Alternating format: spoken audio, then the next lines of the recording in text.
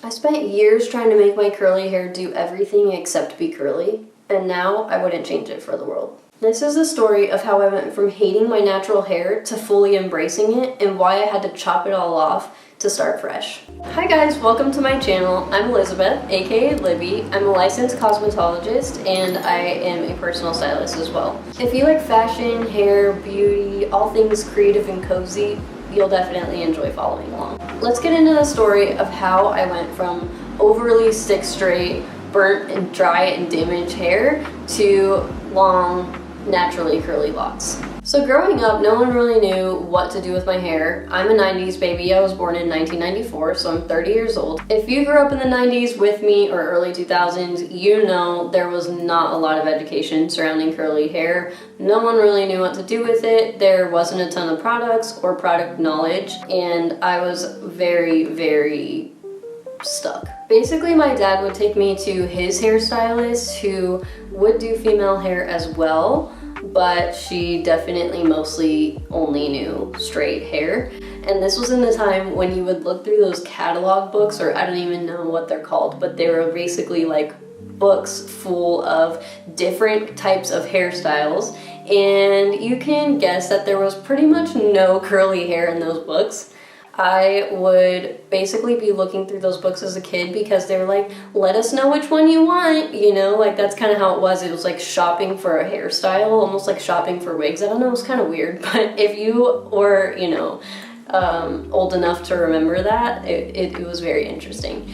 Anyway, so of course I would always see these very pretty ladies with straight or maybe wavy hair, and I would want these hairstyles that of course I couldn't have. Like, my hair wasn't ever going to do that, but I would just like point to one, and I think I was so young that the hairstylist would just be like, okay, sure, whatever, and she would just cut it short. That is one thing that my parents always did, was cut my hair short, because it was just too much to manage and too much to deal with when it would grow too long, which I don't blame them for. I completely understand. It is overwhelming if you don't know exactly how to take care of and specifically detangle curly hair, right? So it makes sense why they did that, but having that kind of triangle cut for most, and not fully triangle, but you know, having it above my shoulders for most of my childhood was not the highlight. I will say I started taking care of my own hair from a pretty young age because I didn't really want anyone else handling it. Anytime it came time for somebody else to detangle my hair, I just remember I have horror stories of, you know, me crying in the bathtub with gobs and gobs of conditioner in my hair while my mom tried to, like, you know, gracefully brush through it, but there is no graceful when you don't really know exactly what to do in that situation, so it was just all around bad. When I was a young kid, I always remember people commenting on my hair. It was always like, you know, the thing to comment on.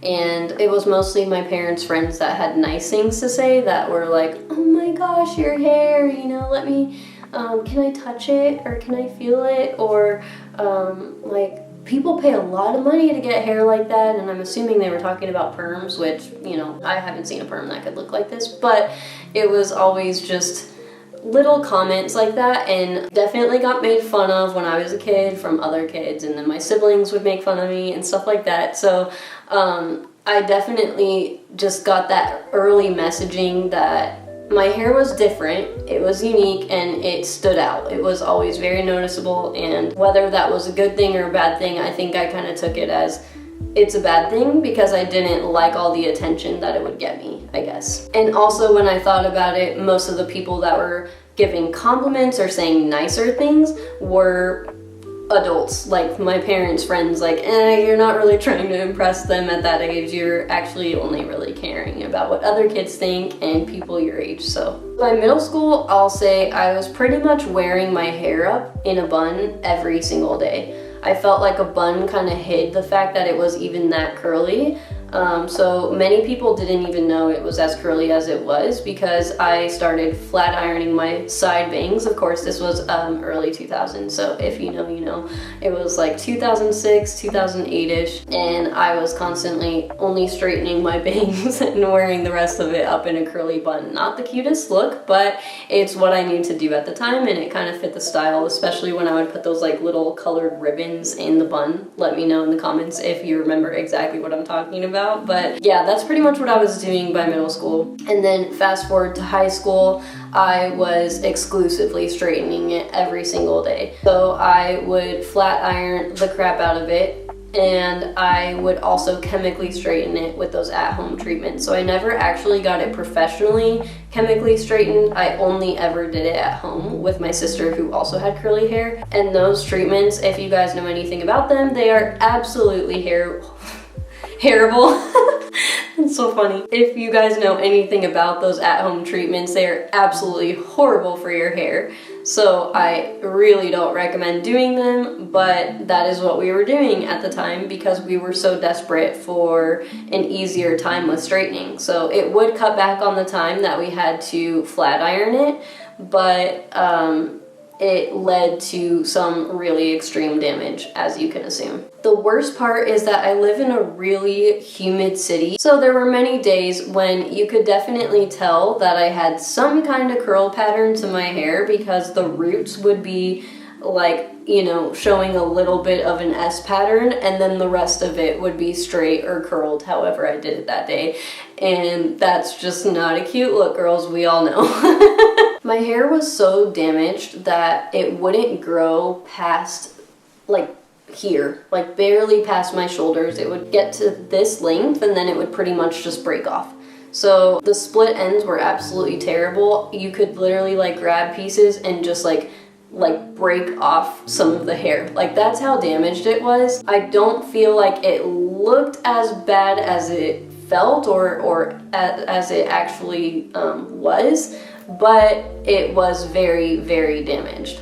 Looking back, I do regret straightening my hair as much as I did, and especially the chemical relaxers, but I completely understand why I wanted to fit in, and I am glad on one hand that it did give me that peace of mind when I felt like I needed it as a teenager, to just fit in and look like the rest of, you know, the girls in my grade and stuff like that.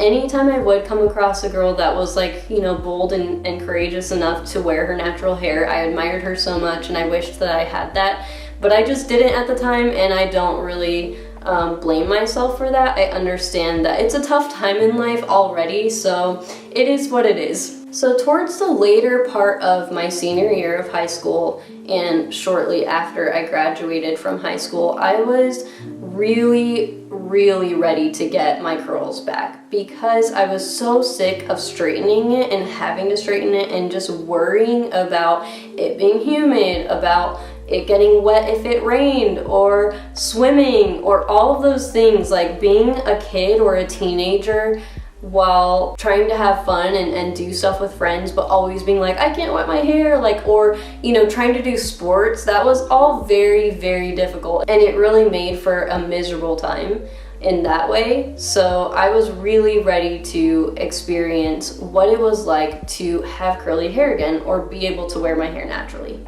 I think too, something important to mention as well was like, by the time you get to college, you don't care as much about fitting in, and so that was definitely an aspect to wanting my curls back and not caring as much about it being straight or being able to be like, you know, curled like everyone else's was.